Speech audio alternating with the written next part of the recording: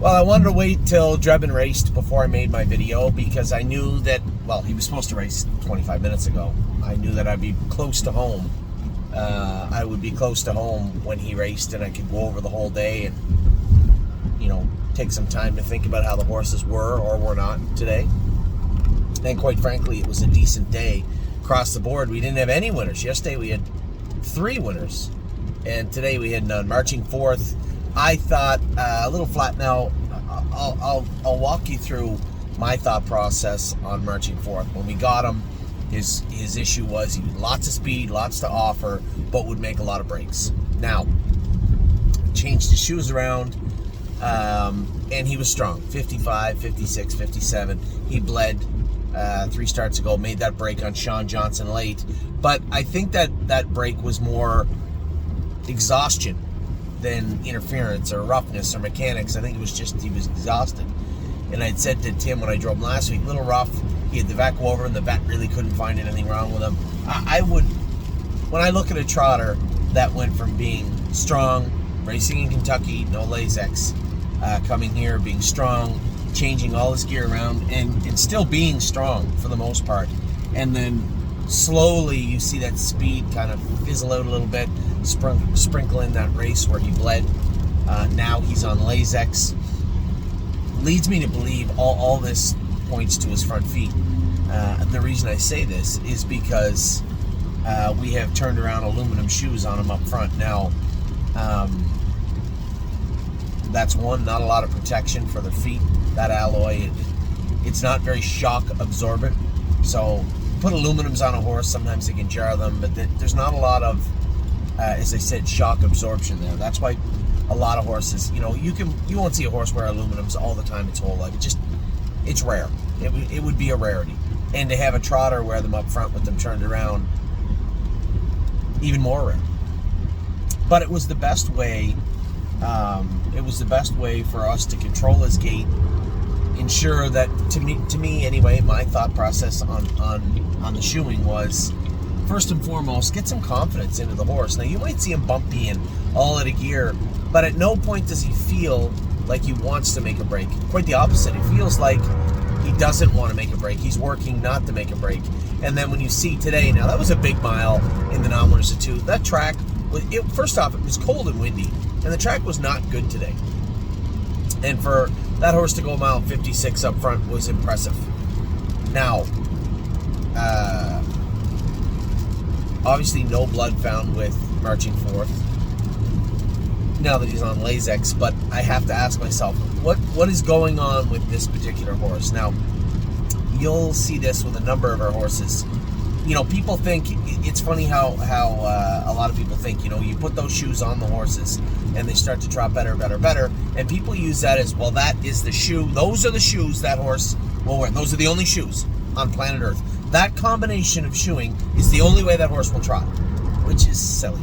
Of course it's not. It's one of the ways. It's the way that I chose. It's the way that Tim and I talked about. When I saw the horse's videos, we schooled the horse. This is what we talked about. But it's not the only way. I don't believe so anyway. But what I do believe is, it is one of the ways, and it has worked well, but for the good, there is some bad. I think his front feet are starting to hurt him. I think he's loading weight behind. I think his back's a little stiff, and I think his stifle's bothering him.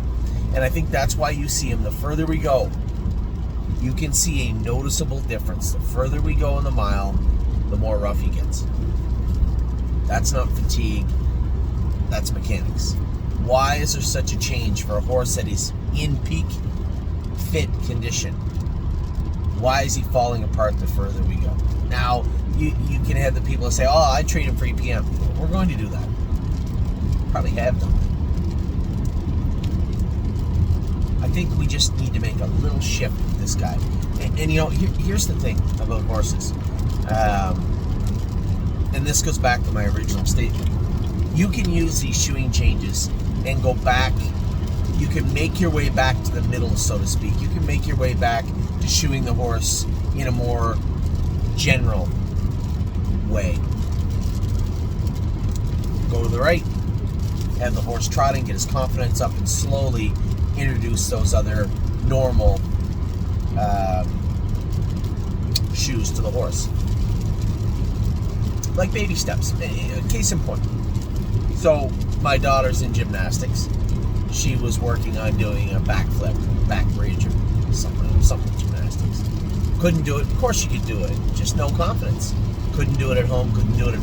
But she could do it at the trampoline place when they had all the styrofoam cube things there, and they had the trampolines there. She could do it. She could do that very easily.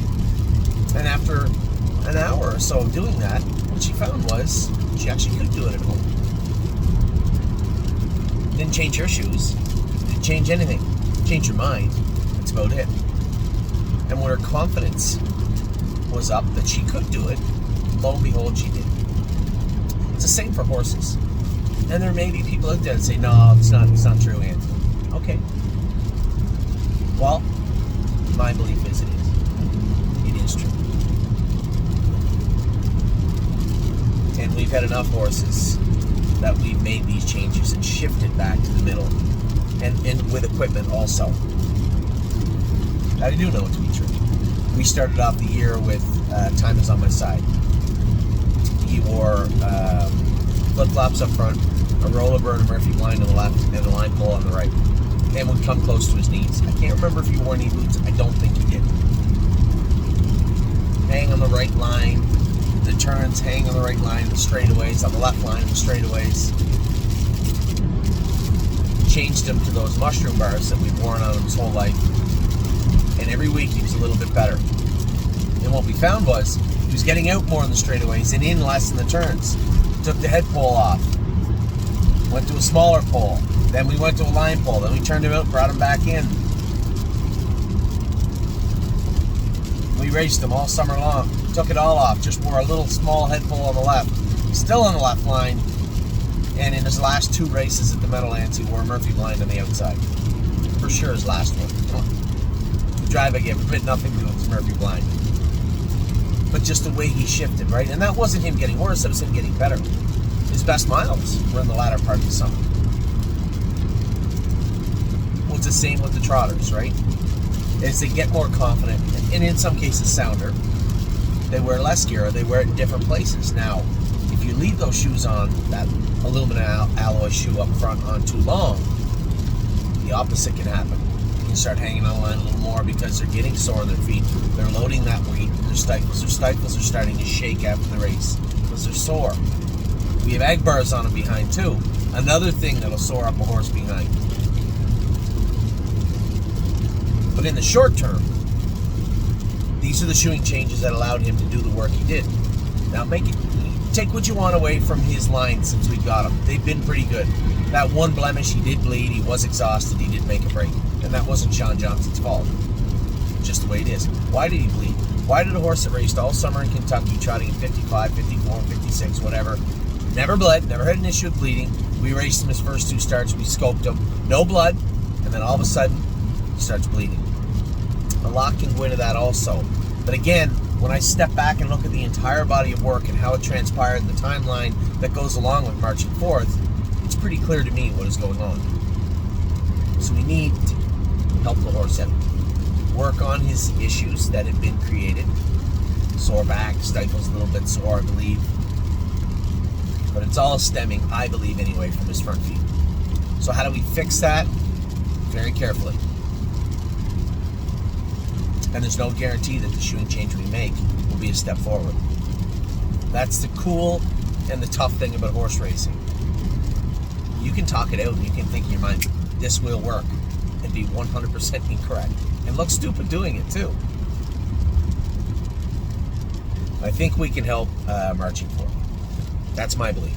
La Dorian, similar, a little bit different. She scoped a little bit sick, I believe. Tim said, a little something going through our barn. The horse is just missing a little velocity, right? A little power outage in a couple of them. This filly certainly was today. 3 starts ago, she made that break on Chris Lems, but she came screaming off the car. Got halfway around the first turn, made a break. That screaming portion of the race, I haven't yet to see that. There's the last 2. She came off the car and made a break in her last one. Today, now again, track was bad, but it was bad for everybody, and she was just beat by I still think just a little bit more there. So we'll see what's going on with her. Maybe draw her blood. Today is Friday. Maybe I'll ask him if it's worth drawing it tomorrow. If they're just going to hold it over the weekend and give us the results on Monday, may as well take it on Monday. If we can get her blood back tomorrow, well, it might be worth taking her blood today.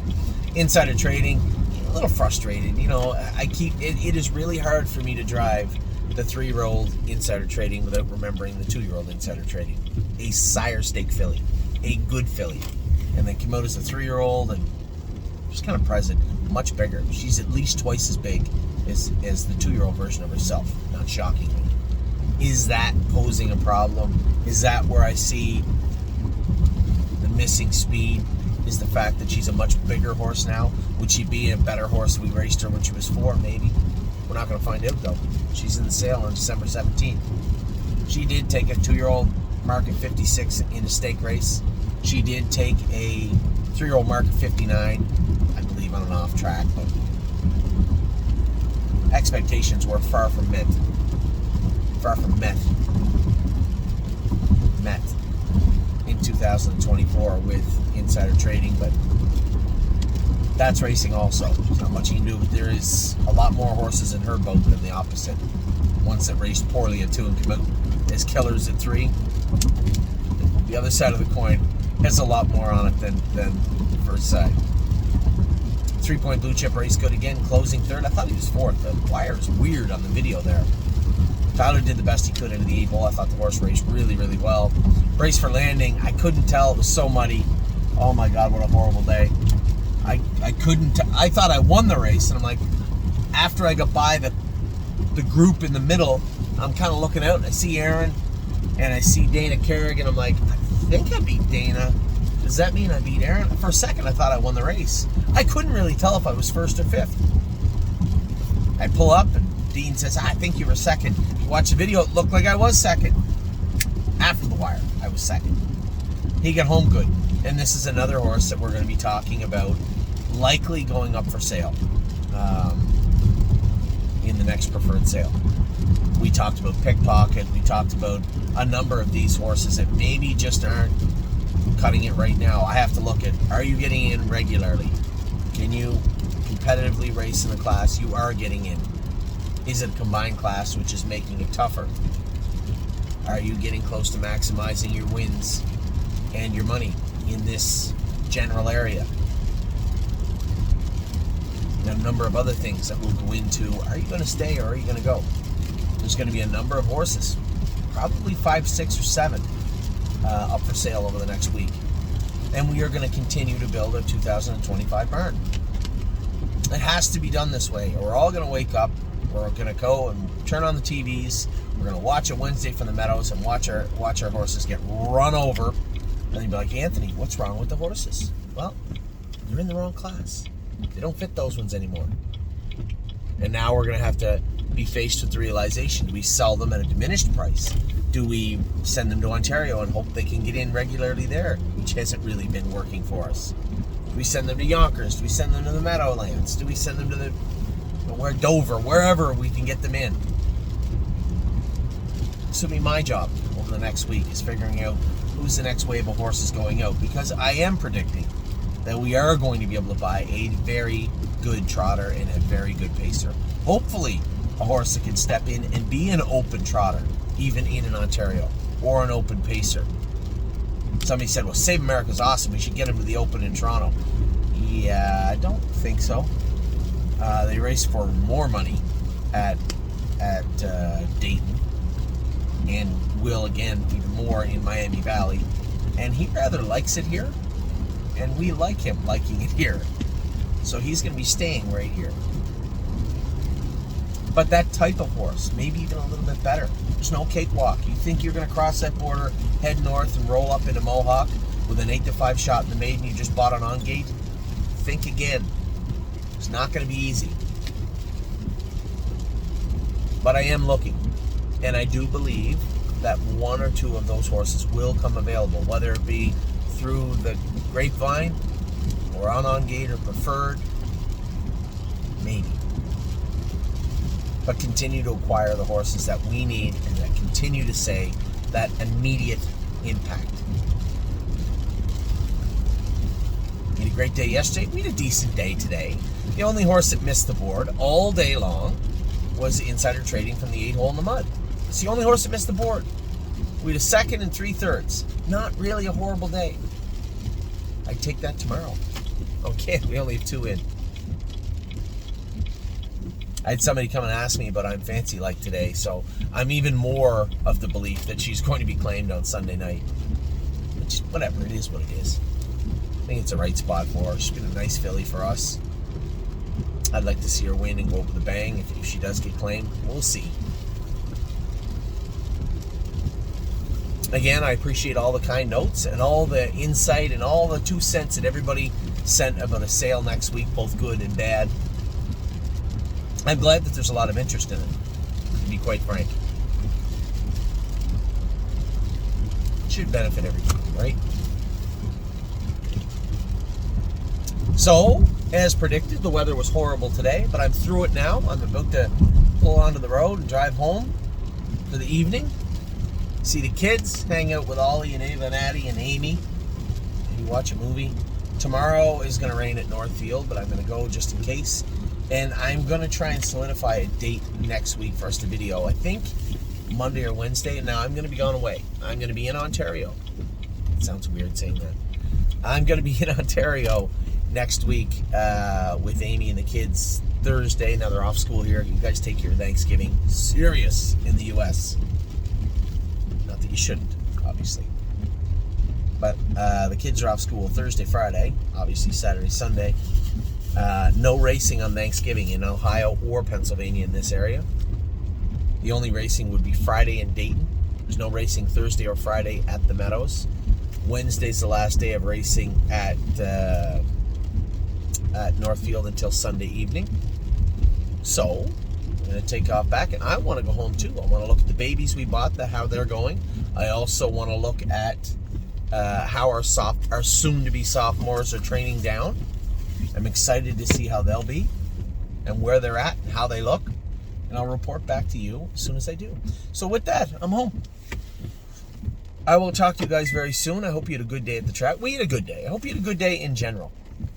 We did have a good day at the track. Very happy with the way the horses raced. Happy with Drebin. Was happy with the way he raced also from post 10. We'll see how things play out next week with everybody. But for right now, I will talk to you all tomorrow.